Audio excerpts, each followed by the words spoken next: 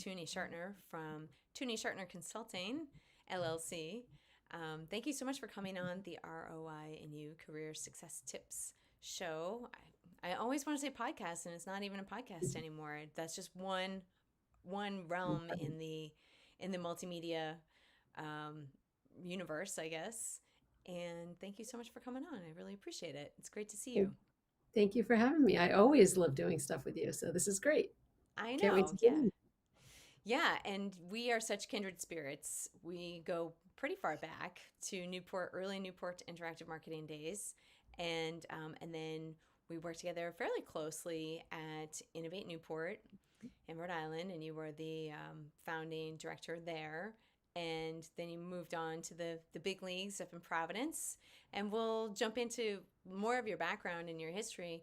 But first, because you work with so many students, you've worked with or mentored, what were we guessing, like 1,000 college and high school students over a few decades. What's something that you think they maybe wouldn't know about what's happening right now that it might be unique to the world in COVID? Well, I think, they're Gen Zers.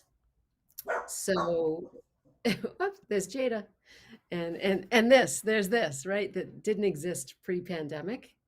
Um, the that is something that's probably more natural to a lot of them, that to be human, do you, hashtag do you, be you, like that's kind of how they're wired. And that's something that's new in the pandemic to like our generation and kind of traditional historic business, the way we ran business and whatnot. So I would say that's something that I'm excited about because you've known me for a long time, as you just mentioned. And I like that silver lining that came out of the pandemic. I'm with you. I was just saying to one of our teachers at the school, actually to a couple of them, that when we founded the school, C. Rose Montessori, we were kind of shocked to know how teachers were treated, that they weren't really treated with the same level of, oh, you need a personal day or oh, you need a sick day. And maybe this speaks more to small schools, but that schools were staffed so tightly that there wasn't enough room for my child is sick or this or that, or like you have to drag yourself to work. And I think that applies to some daycares too. And so we were just really shocked. And so when you think of where they are, and then the business world was somewhere in the middle, but reality now has come full circle in terms of the employment world and Mhm. employers looking for good workers. That these are things that have to be part of the package, which I think is really interesting. And there's still a lot of work to be done. And somebody had just said, like, I'm actually very thankful that this generation is going to push this to make it a real thing, because otherwise the rest of us are just used to sort of taking whatever we get Mhm. and kind of putting up with it. And I think that that's a really interesting observation, and I'm thankful for it too. Definitely. Yeah.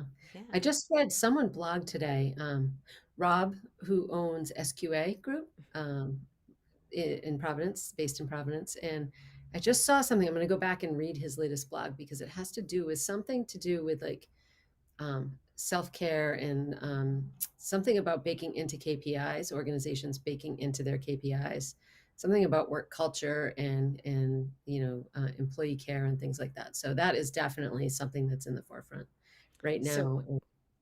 yeah, KPIs being key performance indicators. And but what does that really mean? Like, what does KPI really mean to you? I mean, you're in addition to mentoring students and speaking to students and having interns, you work with a number of clients to help with their marketing strategy. Can you unpack the whole term KPI and what that might mean to a business? Yeah, thank you for doing that because I like to think that I'm pretty good about not using those acronyms all the time because I work with so many small Mhm. businesses. That's kind of my unique value proposition here as Rhode Island's economic gardener. My consulting practice, I work with mostly existing small businesses, and most of those entrepreneurs never went for traditional business training and got their MBA. So I really try not to talk like that, but because you're you, I I am know probably just we prone geek naturally. out. Yeah. So key performance indicators can mean different things for different organizations, and um, and I lost you there for a second. Um, so with a lot of my setting, like we're creating the business plan, the growth strategy for the next 12, 18 months, 3 years. I like to reverse, like we get there, we build the revenue Mm-hmm. goals, KPIs, for whatever amount of time, and then we reverse engineer and create key performance indicators, goals, whether they're revenue based or other. They're basically goals that we set in a business, as part of a business plan and a growth strategy. And then, I like to bake them back by quarter and then by month so we can be constantly analyzing what's working, what isn't, what we need to tweak. Maybe we're really knocking it out of the park with this KPI, but we're not really hitting it with this one. Why do we think that is? And we can adjust our marketing and sales strategy based on those KPIs. Nice. I love it. I love it. And apologies for the camera issue. Try one more thing. And no, we got a There I dead am. camera. Yeah, welcome to live. This is how it goes. Um, all right, let me bring you back. Okay, apologies. We'll just do with mini me. I look like the devil on your shoulder, but that's okay. Um, so tell me a little bit, or tell us a little bit about your background. You bring such a wealth of experience to many businesses and organizations, whether they're your clients or just through the network and through the community. Can you talk a little bit about your experiences? Sure. Well, I'm 53 and I grew up with entrepreneurial parents.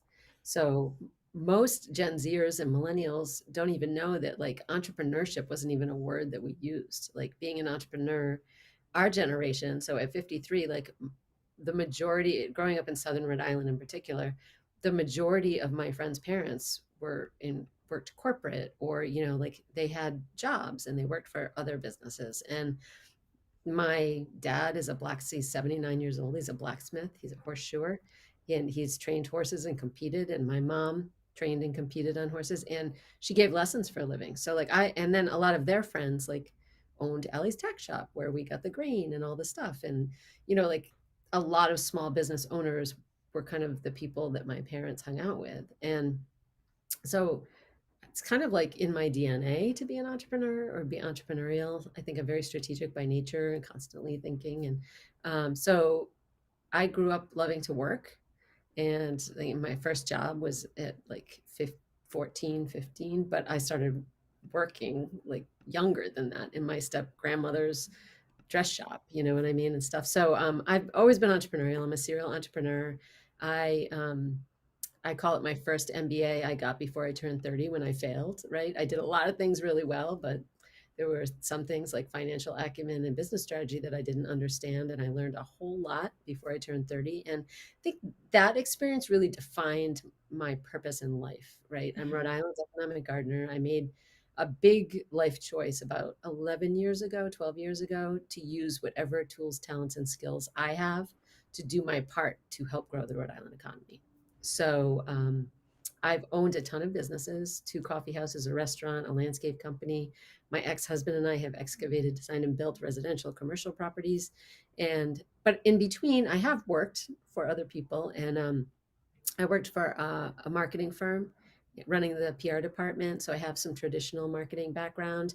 And in between, though, owning all my businesses, I was always helping other small businesses. So I would always make time for my fellow Chamber of Commerce small business members to like help them think through strategically, what does their business plan look like and how are you going to get there, and help them with marketing and stuff like that. So when I started my consulting practice officially, I mean, I have had one over the years, but in 2013, um, I I have done that and owned a landscaping company at the same time. But I have decades of experience helping small businesses with their marketing and PR. And then I really just became a growth strategist because I felt like if I called myself a marketer or a digital marketer, people would come to me and they'd say, I need to hire you to build me a website, or I need to hire Mm-hmm. you to do social media marketing. And as soon as I started unpacking with them and asking them those questions, they were like, I don't know, I've never really thought of that. And it's like, well, I can't really do this for you until you know this.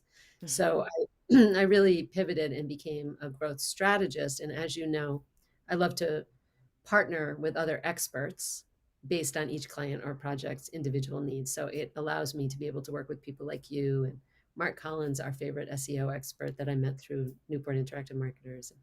So that was kind of a long answer. And then I've taken a few fractional leadership roles over the past three Okay. years. As you mentioned, the inaugural director for Innovate Newport, they needed someone to get it open that was very kind of entrepreneurial as that inaugural director. And it's an important part of the state's economic development strategy.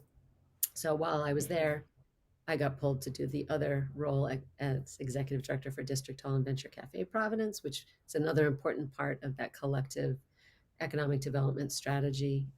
So, yeah, do all that. That's, yeah, I mean, it's pretty fantastic. I think everything that you've done and that you've accomplished in this time, even since I've known you, but how much value you bring not only to small businesses because you've worked with so many and you've experienced so much. You know, when I think about Innovate Newport, when you first took over that role, everybody wore a hard hat when they were in the building, right? And so how that commercial and residential real estate experience really brought value to that role, and how all these cumulative experiences really bring value and benefit to so many other small businesses.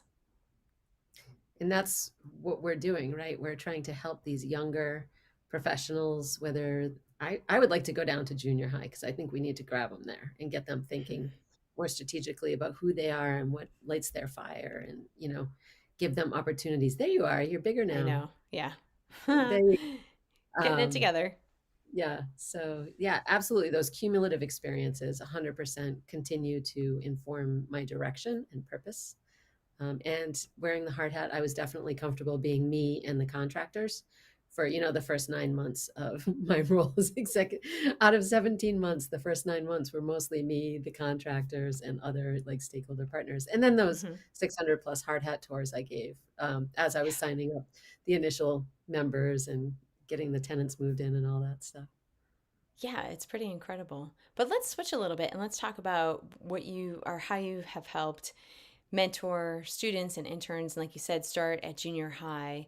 And, I wonder if we have, I think there's a common thought that some of the things that were learned in high school now were taught in junior high, and maybe from a life experiences perspective. I'm just curious what your thoughts might be on that. 100%, 150 million%. So everything I experienced, I always say I was raised by horses, really, because I was raised in the horse world. And there are so many subcultures within the horse world. So you talk about people, you have very wealthy people like my mom's dressage friends and jumping friends and stuff like that. And then you have my dad's cowboy friends.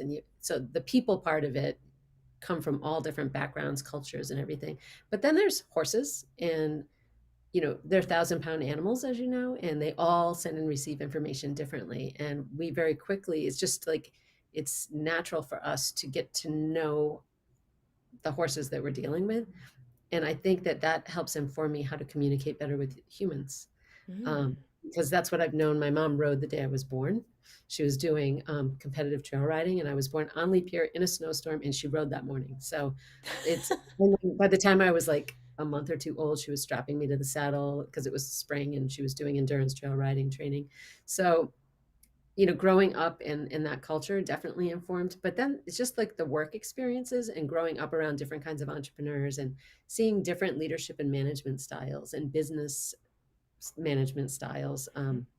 My first job, and I think he doesn't know I give him credit for this, but was Allie's Tack Shop, and Steve Briggs, who was Allie's Donuts Yep. son, Allie's son, and I learned so much from him. And he wasn't always easy, but he let me like come in. It was the Western style days, so like when the sales reps would come in for the next season with the next season's like clothes and Western boots and everything, Steve would and tack, and you name it, he would let me come in with him and meet with the sales reps while he bought for like the next season, Oh, to cool. working in the grain room and loading grain and hay and shavings and trucks, and working a lot in the tack room, selling thousands of pairs of handcrafted Western boots or saddles or, you name it. And so I think I learned probably the most concentrated in those years that I had that early first job, because I was able to learn everything from customer service and to buying to, really understanding how like a small business, multifaceted small business works. And then throughout my life, I think I'm just a natural. I'm naturally curious. I like Hmm. people and I like business, and so I think I continue to learn on a daily basis and apply. I think that's fantastic. So, how old were you when you got your first job? Well, technically, I started working there when I was 14. Okay. Yeah. And then how old were you when you opened your first similar establishment? Was it the coffee house? So, yep. So I when I owned it, I was 25 when I Okay. owned my first business. Well, not technically. I had a lawn mowing business in college. So you can say, Yeah. yeah, I that had was a a good paper route. yeah. So, Yeah. But I mean, but they're all these skills are so cumulative, right?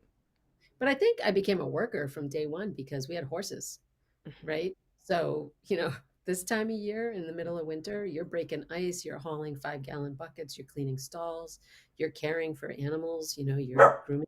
So like I've always had chores that just had to be done. And so I think naturally to a fault sometimes, I'm a natural worker. Like I have to have something that's keeping Yeah, I me. think I have the problem too.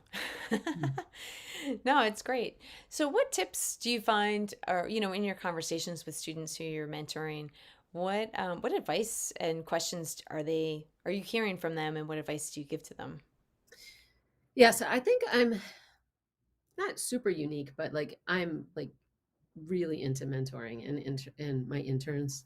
So right from the beginning, whether it's an employee that a direct report of mine, or an intern, or just someone who's come to me for mentorship, I really like to peel back the layers of the onion and get right to the heart of who they are, what they're passionate about. What I always say, what's your pie in the sky dream?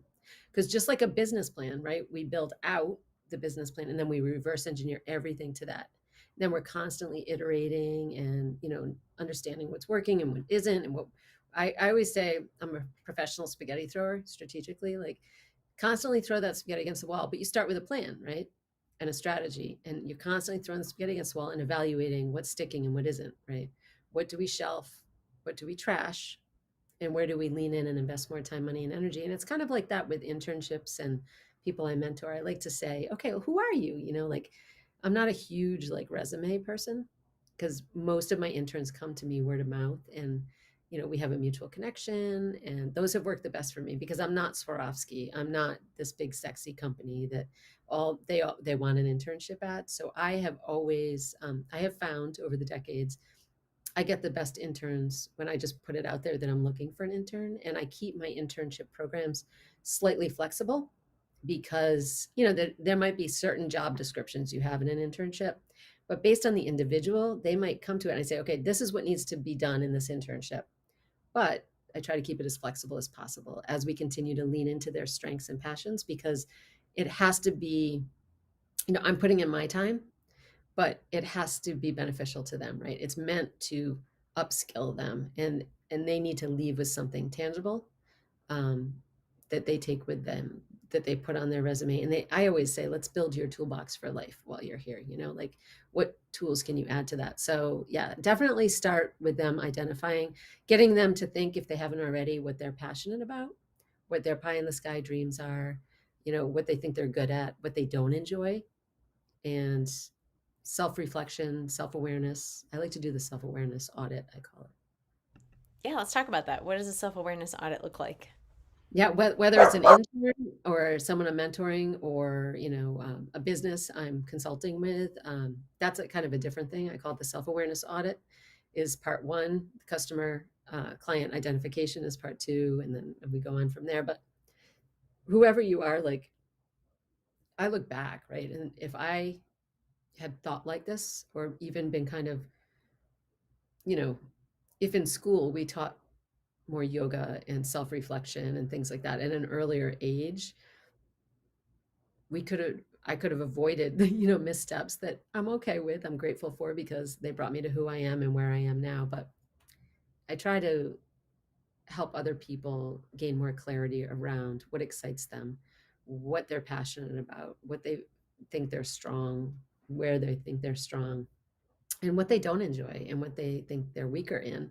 Sometimes we have to strengthen those, right? It's, sometimes you have to do that. But if you can lean into your strengths and avoid having to lean into your weaknesses, like that never works, right? So whether, it's an employee or me or, I like to work on teams and in organizations that focus on strengths, and I like to lead with strengths. So that just looks like being human and saying, "Hey, Suzanne, like I'm so excited to be working with you, and what are you expecting to get out of this? And what is lighting your fire at school right now if you're still at college or whatever? And where do you think you need to strengthen? If what's your goal after this internship? So we can be working together throughout to ensure that you're having the best experience, and my time isn't wasted either. I guess, does that make sense? Oh yeah, absolutely. Because I totally agree. Especially, I just did calls with all our relatively new hires who are part time. I've only been with the school for a month and 6 weeks. How's it going? What are your thoughts? Where do you see yourself? And just explaining the whole process of we're going to be setting our we're going to be setting our budget for next year in January. So where do you see yourself? And where do you see yourself in 2 years? Like, do you want to be part of this organization? We like to invest in people who we found, who we like. I call it fit and stick, Mhm. right? Are they a good fit and are they going to stick around?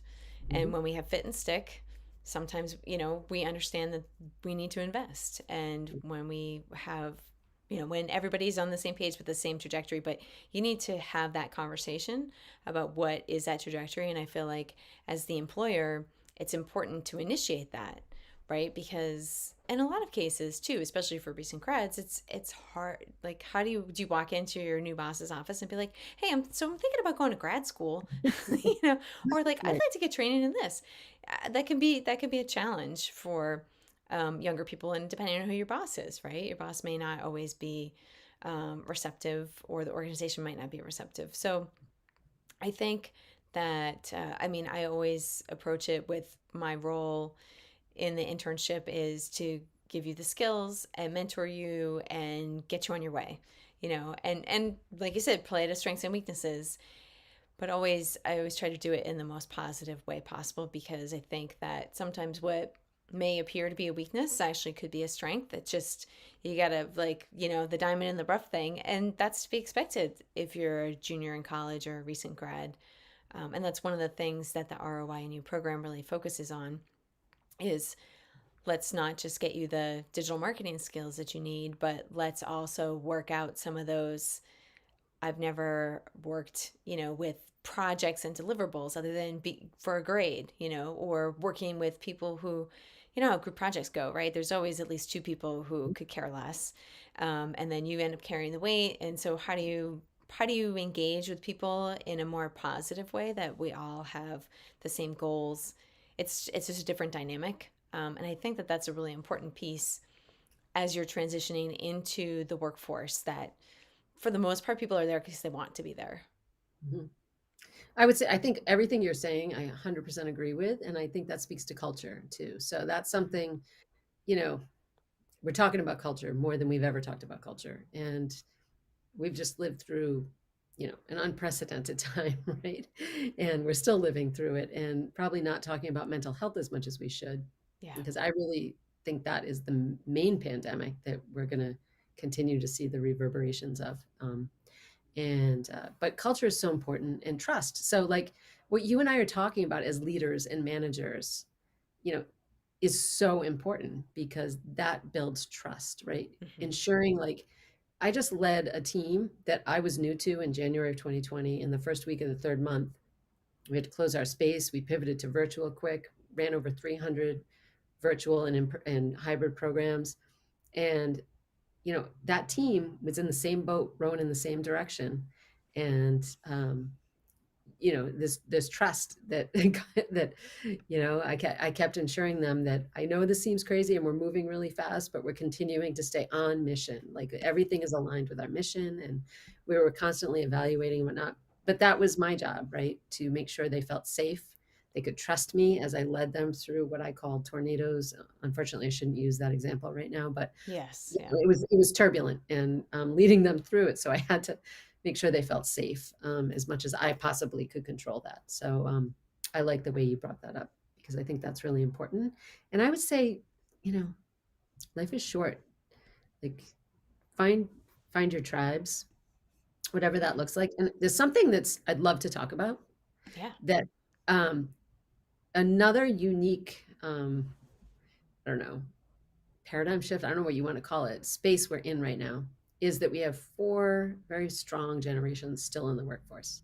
We have the boomers still in the workforce. We have my generation, which is Xers, which are you an Xer? Yep. Yeah. I know you're younger, so I always forget how much younger. Millennials and Zers, right?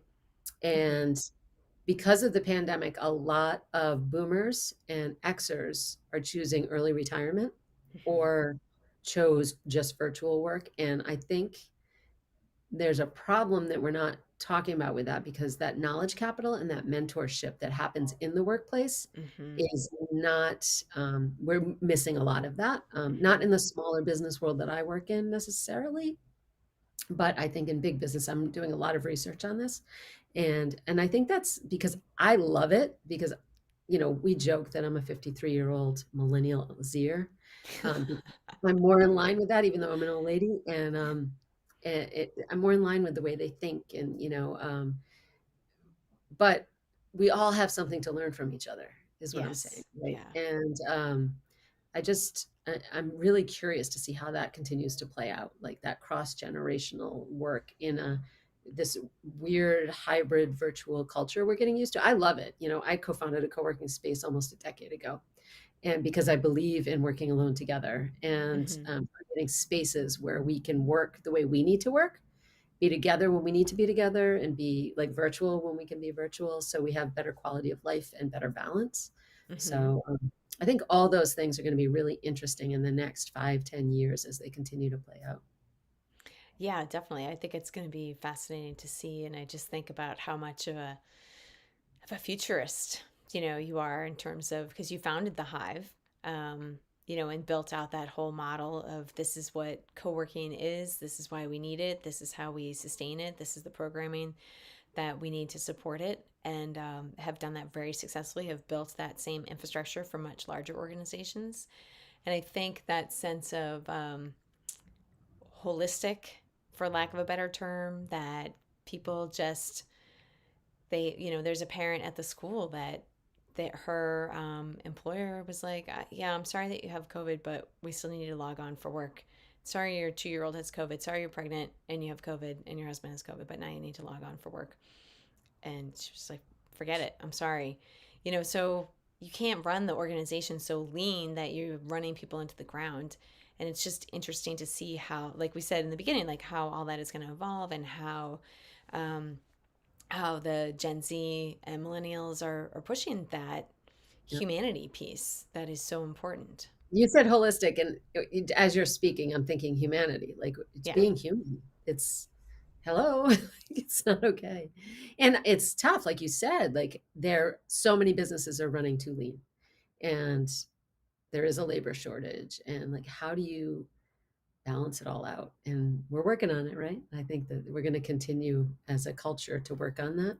And you've been a part of a global culture for a really long time, and you're used to, like, I know I use Zoom in 2017 when we built all those online classes. Like I've been using Zoom since then, and you're very comfortable in this space because you've had so Hmm. many global clients for so many years that it's interesting. And I found that it's been easier on some of us and harder on some of us for different reasons, right? Yeah, absolutely. And I think, being a technologist helps so that you don't have to totally, learn everything, and learning as you go. And I think this is where the skill set piece really comes in handy, but also the understanding how to work and how to collaborate with people when you can't be in the same room is a whole skill set. Another thing that we focus on with ROIinU, because I've continually had clients that I never see. I've had interns that I've never met. My longest serving intern worked with me for 4 years. I never met her. And we had an amazing work relationship, super productive. So I think it's entirely possible. I just think it's one of those issues where you're trying to take take a, I don't know, trying to take an ice cream cone and turn it into a cake, right? It's going to take a lot of, or you baked a cake and it didn't rise, so now you're making tiramisu or something out of it.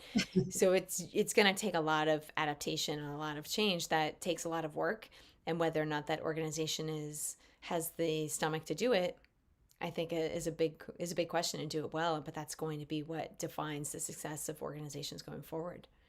I think leadership and management is just Jada again. My friend Susan Colantuno founded an organization called Leading Women.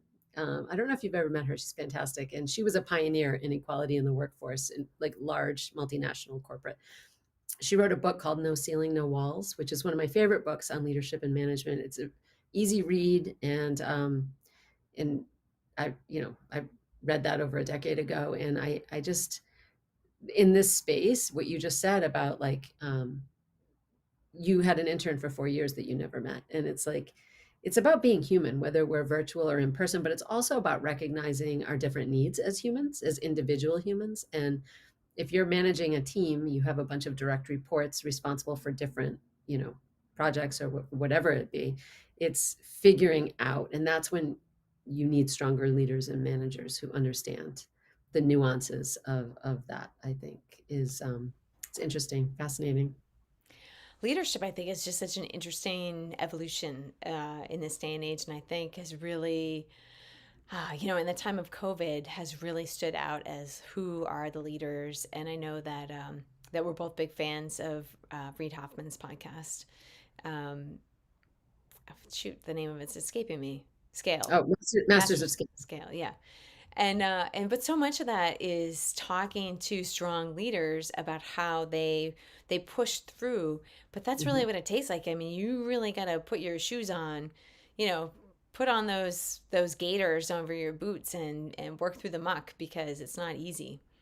Yeah, the Masters of Scale podcast that we've been listening to since it started, I don't know, 2, 3, 4 years, Yeah, I don't know.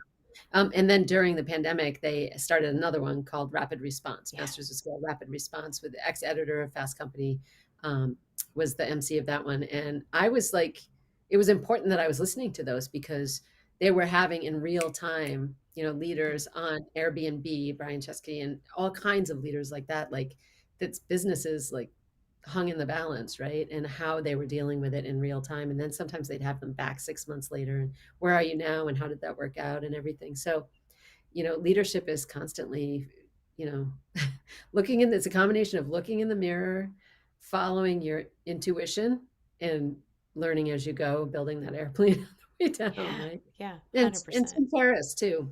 It's nice that we've been listening to Tim Ferriss's podcast for years now, right? Yeah, And yep. and reading his books and Gary Vaynerchuk and all those thought leaders. Yeah, I continue to lean into them and constantly figure out on my way. Yeah, I think that's so key.